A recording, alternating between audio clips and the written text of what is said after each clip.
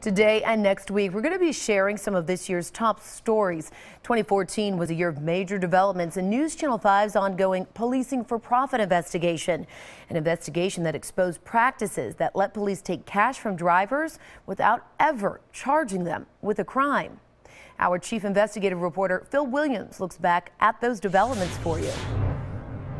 Do you have any large amounts of money? After 4 years of investigation, Can I search your truck and trailer? about practices that allow Tennessee police to seize cash from out-of-state drivers based on their suspicion that it might be drug money. Is it okay that they... It's okay. This year, our News Channel 5 investigation helped fuel a national conversation over civil forfeiture laws that make it all legal.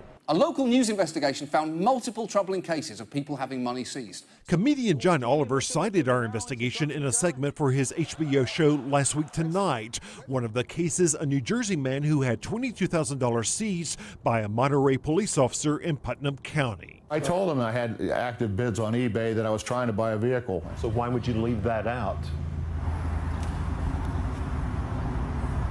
I don't know. What do you mean you don't know? I expect a better answer from a police officer than a 4-year-old who just spilled grape juice on the couch. What happened to your drink? I don't know. Large sums of money, over $5,000 in cash.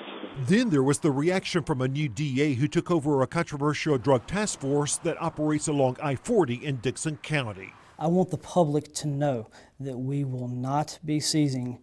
They do not have to be in fear of the 23rd Judicial Drug Task Force seizing their personal property, their cash, their assets. DA Ray Crouch recently announced that if interdiction agents stop drivers in their personal vehicles and they don't have enough evidence to charge them with a crime, officers won't be taking their cash. We will not be using civil forfeiture to take anything from you. Car, cash, nothing. So if someone has cash and you cannot arrest them, then you're not going to take that cash. That's correct.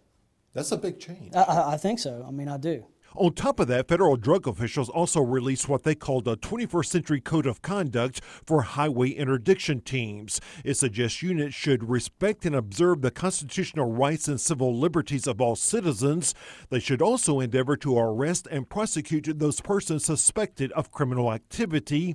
And it adds, emphasize interdiction programs are not purposed for enhancing agency budgets. The way the law, the civil forfeiture law exists, it can be misapplied.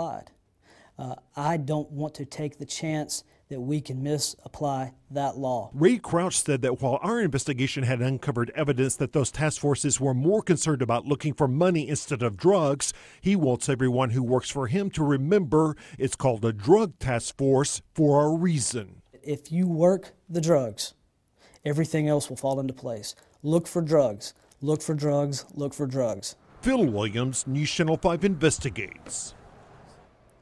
And our News Channel 5 Investigates team is taking a look back at that 4-year investigation in a 1-hour primetime special. It airs tomorrow, December 27th at 7 p.m., so be sure to set your DVR.